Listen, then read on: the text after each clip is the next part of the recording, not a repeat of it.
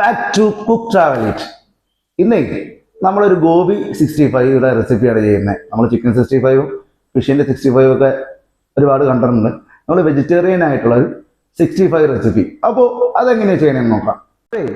നമ്മൾ ഒരു 1.5 കിലോ കോളിഫ്ലവറിൻ്റെ 65 ആണ് ചെയ്യുന്നത്. അപ്പോൾ ഇതിനകത്ത് അണുക്കൾ ഉണ്ടാവാനുള്ള സാധ്യതയുണ്ട്. അതായത് പുഴുക്കളൊക്കെ പോകാനായിട്ട് നമ്മൾ ആദ്യമായിട്ട് ചെയ്യുന്നത് എന്താണെന്ന് വെച്ചാൽ മഞ്ഞപ്പൊടി ഉപ്പ് ഇട്ടിട്ട് കല്ലുപ്പ് ഇട്ടിട്ട് വെള്ളം തിളപ്പിക്കാനായിട്ട് വെച്ചിട്ടുണ്ട്. അപ്പോൾ ആ വെള്ളത്തിലേക്ക് തിളച്ച് വരുമ്പോൾ ഇത് ഇട്ട് കൊടുക്കുക. എന്നിട്ട് തിളപ്പിച്ചിട്ട് ഒന്ന് ഊറ്റിയെടുത്തിട്ടാണ് നമുക്ക് അതിനകത്ത് മസാല ചെയ്യാൻ പറ്റുള്ളൂ. അപ്പോൾ നമുക്ക് അതിനുള്ള കാര്യങ്ങൾ നോക്കാം.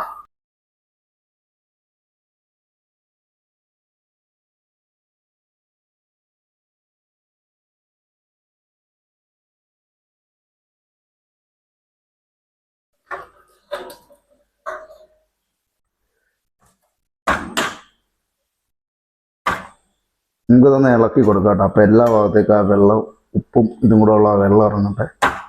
അപ്പോൾ അതൊരു 10 മിനിറ്റ് ഈ വെള്ളത്തിൽ കിടക്കട്ടെ കേട്ടോ.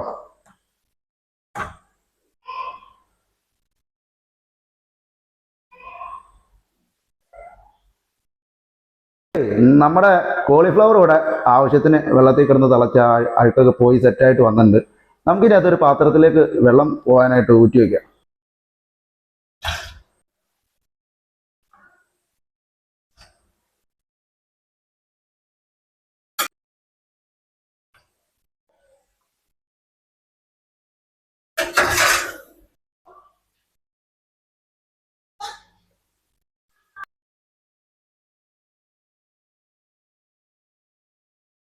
അപ്പോഴേ നമുക്ക് ഇതിന്റെ മസാല കൂട്ടിയെടുത്താലോ.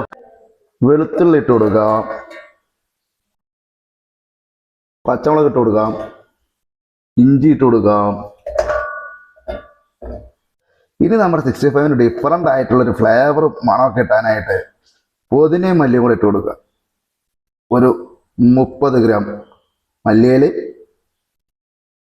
ഒരു 50 ഗ്രാം പുതിനയില. അപ്പോൾ നമ്മുടെ ഈ മസാലയൊക്കെ നമുക്കൊന്ന് അടിപൊളിയായിട്ട് അടിച്ചെടുക്കാം കേട്ടോ. അടിച്ച് നല്ല പേസ്റ്റ് രൂപത്തിലാക്കിയിട്ട് വേണം നമുക്ക് കോളിഫ്ലവറിലേക്ക് ചേർത്ത് കൊടുക്കുക.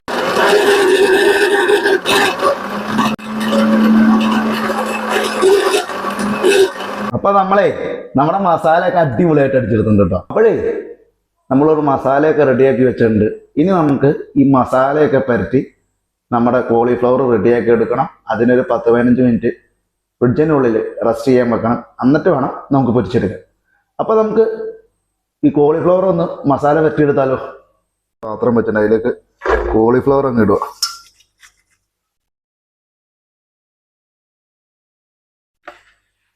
ഈ ഒരു സ്പൂണിൽ നമ്മളൊരു 2 ടീസ്പൂൺ മുളക് പൊടി ചേർക്കുന്നുണ്ട്. ഇതൊരു 1600 കോളിഫ്ലവറാണേ.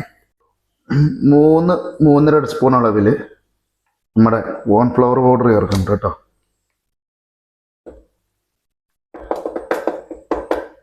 ഓക്കെ, നമ്മൾ ചേർത്തിട്ടുണ്ട്. നമ്മളൊരു 4 സ്പൂണോളം അരിപ്പൊടി ചേർക്കുകയാണ്. ഇതിനൊരു ഗ്രിപ്പൊക്കെ കിട്ടാനായിട്ട്, നമ്മുടെ കോട്ടിങ്ങിനൊരു ഗ്രിപ്പൊക്കെ കിട്ടാനാണ് ഇത്. നമ്മൾ ഈ സ്പൂണിലൊരു 2 ടീസ്പൂൺ ഗരം മസാല ചേർക്കുകയാണേ.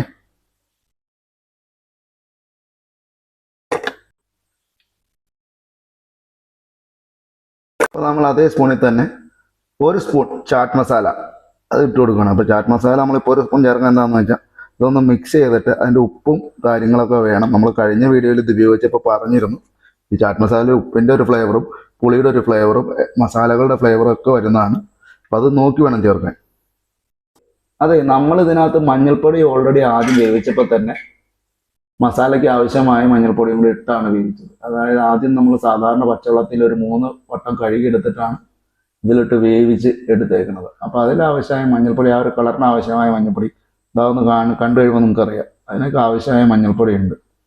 അപ്പോൾ നമ്മൾ മഞ്ഞൾപ്പൊടി ഇപ്പോൾ ഇതിൽ ചേർക്കുന്നില്ല കേട്ടോ.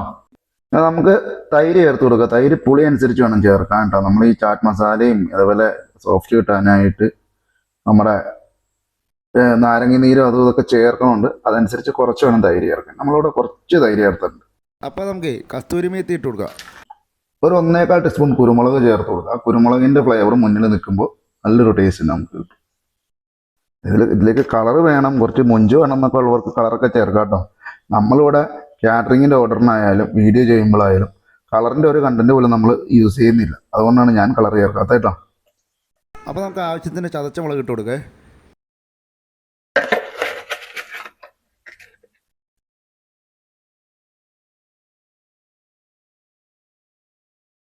അപ്പോഴേ നമുക്കിനി ഒരു പഴുത്ത നാരങ്ങ നീര് ചേർത്ത് കൊടുക്കാം. കാര്യം എന്താണെന്ന് വെച്ചാൽ നമ്മൾ ഈ പുളിയുള്ള ഐറ്റംസ് ഒരുപാട് ഇതിനകത്ത് ചേർത്ത് എങ്ങനെയാണ്. ഇപ്പോൾ തൈരാണെങ്കിലും ചാറ്റ് മസാലയിലും ഉണ്ട് പുളി.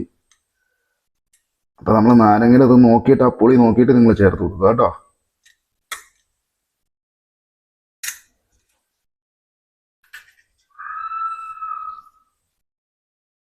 ഈ കുരു അതിൽ വീഴാണ്ട് ശ്രദ്ധിക്കണം പിഴിഞ്ഞൊഴിക്കുമ്പോൾ. ഇപ്പോൾ എല്ലാവർക്കും ഇതേപോലെ യൂസറൊക്കെ വെച്ച് പിഴിയാൻ പറ്റിയെന്ന് പറ്റില്ല. അപ്പം കുരു വീണ് കഴിഞ്ഞാൽ അതിനകത്ത് നമ്മൾ കടിക്കുമ്പോൾ ഒരു കയ്പ്പ് വരും.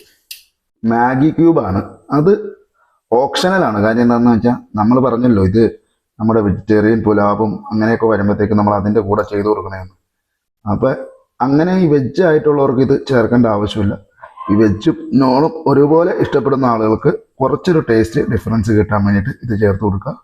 നമ്മളെന്തായാലും ഇതിവിടെ ചേർത്ത് കൊടുക്കുന്നുണ്ട്. അപ്പോൾ അത് ചേർത്തിട്ടുണ്ട്. ഇപ്പോൾ വെജിറ്റേറിയൻ ആയിട്ടുള്ളവർക്ക് ഇപ്പോൾ നമ്മൾ മുട്ടയാണ് ചേർക്കണേ. വെജിറ്റേറിയൻ ആയിട്ടുള്ളവർക്ക് ഈ മുട്ടയുടെ ഇതും സ്കിപ്പ് ചെയ്യാം കേട്ടോ.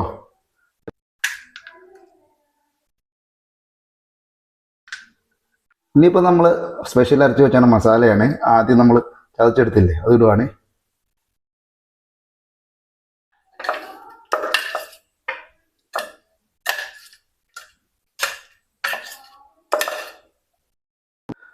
അപ്പോൾ നമ്മൾ ഇതിലേക്ക് ആവശ്യത്തിനുള്ള മസാലയൊക്കെ ചേർത്തിട്ടുണ്ട്. നമുക്കിനി ഇത് മിക്സ് ചെയ്തെടുക്കണം. നന്നായിട്ട് മിക്സ് ചെയ്യണം കേട്ടോ. നമ്മളിതിൽ കളറും കാര്യങ്ങളൊക്കെ ചേർക്കാത്തതുകൊണ്ടാണ് നമുക്കിത് നല്ലപോലെ ഒന്ന് പെറ്റിയെടുത്തിട്ട് കാണാം.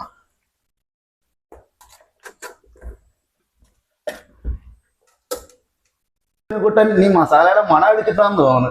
ഉള്ളി വന്നത് ഇവിടെ മണം പിടിച്ച് നല്ലപോലെ നോക്കി വെക്കുന്നുണ്ട്. എന്നെയും നോക്കണ്ട്, ഞാൻ ചെയ്യണ പരിപാടിയും നോക്കണ്ട്. ആളെന്തായാലും ഉറങ്ങാൻ പോയ ആൾ ഇവിടെ നിന്ന് എനിക്കിത് ഇവിടെ വന്ന് നിൽക്കുകയാണ്. അപ്പോഴേ നമ്മളിതേ മസാലയൊക്കെ പറ്റി നമ്മുടെ കോളിഫ്ലവറിനെ അടിപൊളിയായിട്ട് സെറ്റാക്കി വെച്ചിട്ടുണ്ട്. ഇനി ഒരു 20 മിനിറ്റോളം ഇതിനെ റെസ്റ്റിന് വെക്കണം. റെസ്റ്റിന് വെക്കുന്നത് വീട്ടിൽ ഫ്രിഡ്ജ് ഉള്ളവർ ഫ്രിഡ്ജിൽ വയ്ക്കുക. കുറഞ്ഞ തണുപ്പിൽ ഫ്രിഡ്ജിൽ വയ്ക്കുക. ഫ്രീസറിൽ വയ്ക്കരുത്. സാധാരണ നമ്മൾ അല്ലാത്ത സാധനങ്ങളൊക്കെ വയ്ക്കുന്നിടത്ത് ഒരു 15 മിനിറ്റ് 20 മിനിറ്റ് എത്ര സമയം റെസ്റ്റിന് വെക്കുന്നു അത്രയും ടേസ്റ്റ് കൂടുതലേക്ക് സാധനങ്ങളൊക്കെ പിടിച്ചിട്ട്. എന്നിട്ട് വെളിച്ചെണ്ണയിൽ പൊരിച്ചെടുക്കാൻ പറ്റുന്നവർ വെളിച്ചെണ്ണയിൽ പൊരിച്ചെടുക്കുക. ആ പൊരിച്ചെടുക്കുന്ന സമയത്ത് കറിവേപ്പിലയും കൂടി ഇട്ട് വേണം കോരാനായിട്ട് കേട്ടോ. അപ്പോഴേ നമ്മുടെ കോളിഫ്ലവർ ഫ്രിഡ്ജിൽ റെസ്റ്റിന് വെച്ചിട്ടുണ്ടായിരുന്നു. അത് നല്ല സെറ്റായിട്ട് മസാലയൊക്കെ പിടിച്ചിരിപ്പുണ്ട്. ഇനി നമുക്ക് അവനെ ഒന്ന് അടിപൊളിയായിട്ട് പൊരിച്ചങ്ങെടുക്കാം. ഓയിൽ ഒഴിച്ചു കൊടുക്കുക കേട്ടോ.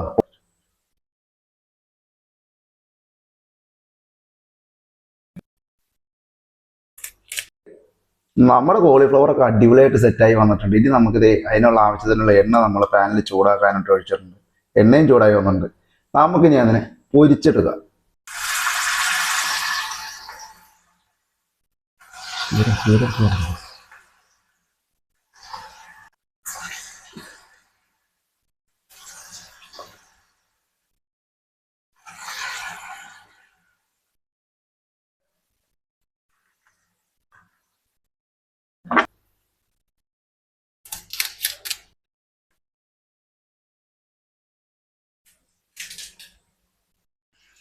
അപ്പോൾ നമുക്കതൊന്ന് തിരിച്ചിട്ട് കൊടുക്കാം കേട്ടോ.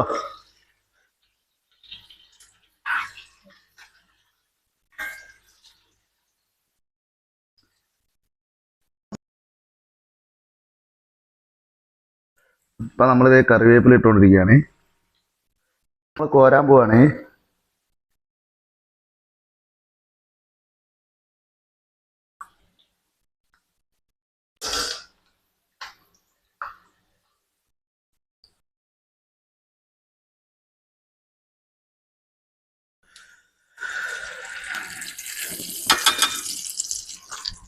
അപ്പോൾ നമുക്ക് ഇത് മുഴുവൻ ഇതേപോലെ വറുത്തെടുത്തിട്ട് കാണാം കേട്ടോ.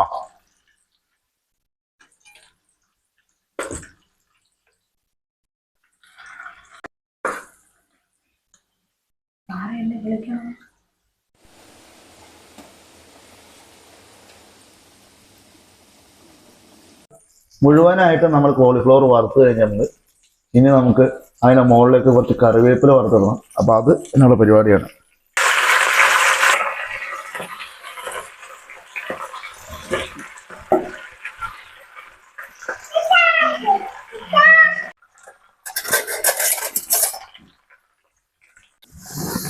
കറിവേപ്പില വറുത്താൻ കിട്ടിയുമ്പോൾ നല്ല മണവും നല്ലൊരു ടേസ്റ്റും.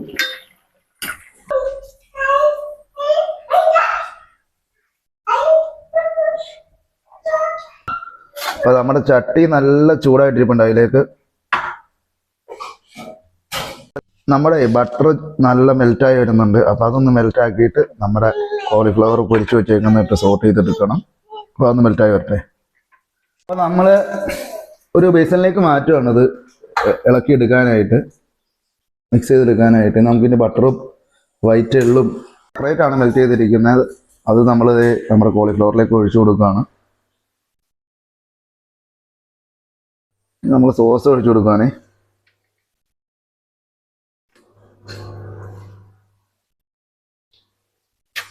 കുറച്ച് വൈറ്റ് എള്ള് അതിലിട്ട് കൊടുക്കുകയാണേ.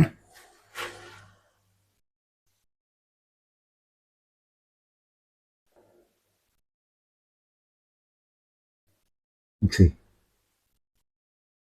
ഒരു മിനിറ്റ്. പഞ്ചസാരയും സോസും വൈറ്റ് എള്ളും ഒക്കെ ചേർത്ത് നമ്മുടെ ഐറ്റം ഒന്ന് മിക്സ് ചെയ്തെടുക്കുകയാണ്.